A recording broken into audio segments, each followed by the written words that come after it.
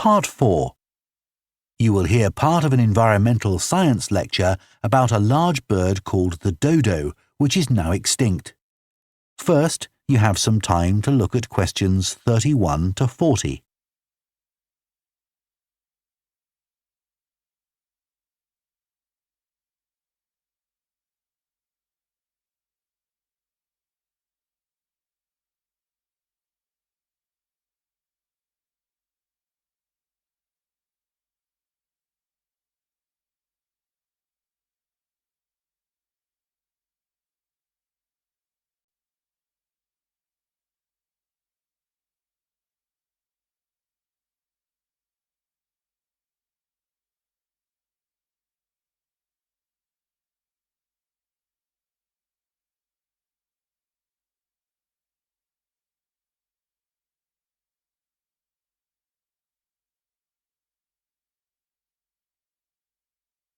Now listen carefully and answer questions 31 to 40. One of the most famous cases of extinction is that of a bird known as the dodo. In fact, there's even a saying in English, as dead as the dodo, used to refer to something which no longer exists. But for many centuries, the dodo was alive and well, although it could only be found in one place, the island of Mauritius in the Indian Ocean. It was a very large bird, about 1 metre tall, and over the centuries it had lost the ability to fly, but it survived happily under the trees that covered the island. Then, in the year 1507, the first Portuguese ships stopped at the island. The sailors were carrying spices back to Europe and found the island a convenient stopping place where they could stock up with food and water for the rest of the voyage, but they didn't settle on Mauritius. However, in 1638, the Dutch arrived and set up a colony there. These first human inhabitants of the island found the dodo birds a convenient source of meat, although not everyone liked the taste. It's hard to get an accurate description of what the dodo actually looked like. We do have some written records from sailors and a few pictures, but we don't know how reliable these are. The best-known picture is a Dutch painting in which the bird appears to be extremely fat, but this may not be accurate. An Indian painting done at the same time shows a much thinner bird.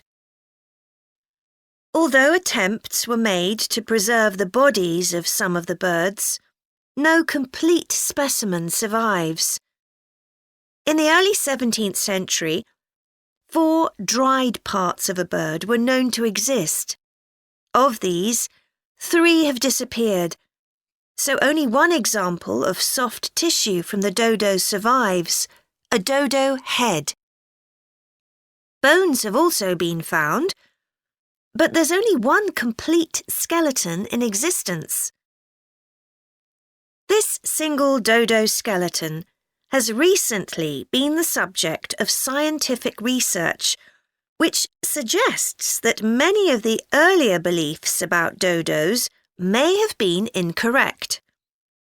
For example, early accounts of the birds mention how slow and clumsy it was, but scientists now believe the bird's strong knee joints would have made it capable of movement which was not slow, but actually quite fast.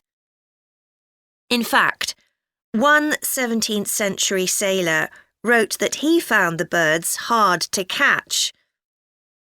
It's true that the dodo's small wings wouldn't have allowed it to leave the ground, but the scientists suggest that these were probably employed for balance while going over uneven ground. Another group of scientists carried out analysis of the dodo's skull. They found that the reports of the lack of intelligence of the dodo were not borne out by their research, which suggested the bird's brain was not small, but average in size. In fact, in relation to its body size, it was similar to that of the pigeon, which is known to be a highly intelligent bird. The researchers also found that the structure of the bird's skull suggested that one sense which was particularly well developed was that of smell.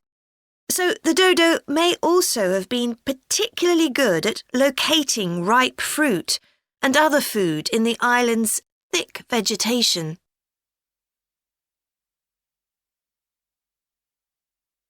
So it looks as if the dodo was better able to survive and defend itself than was originally believed.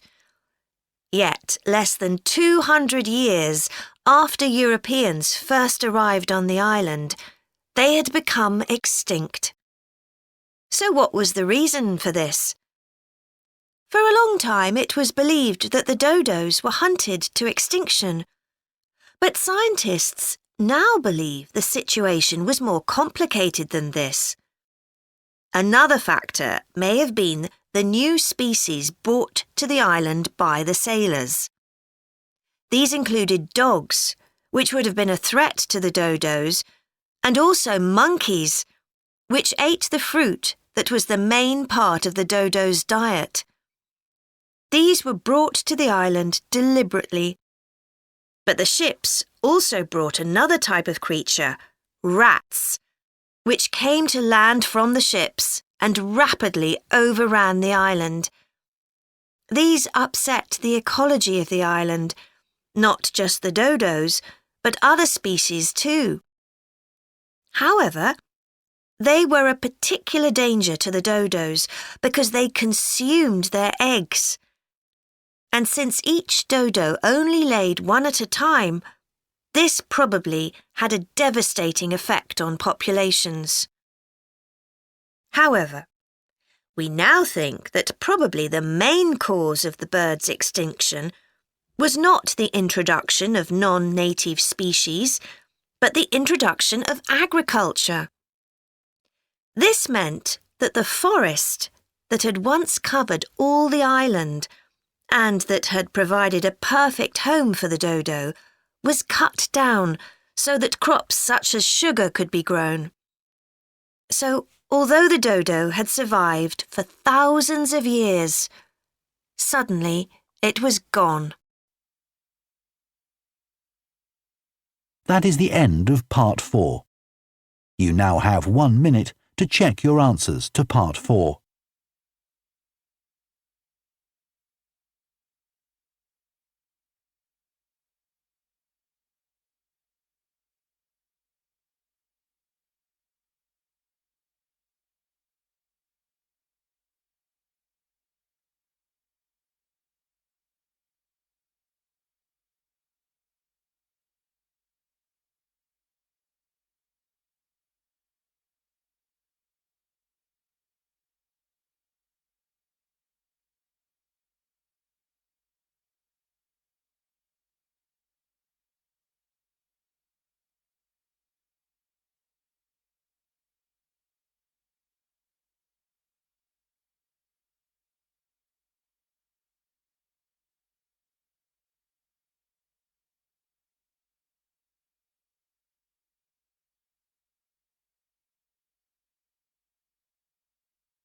That is the end of the listening test.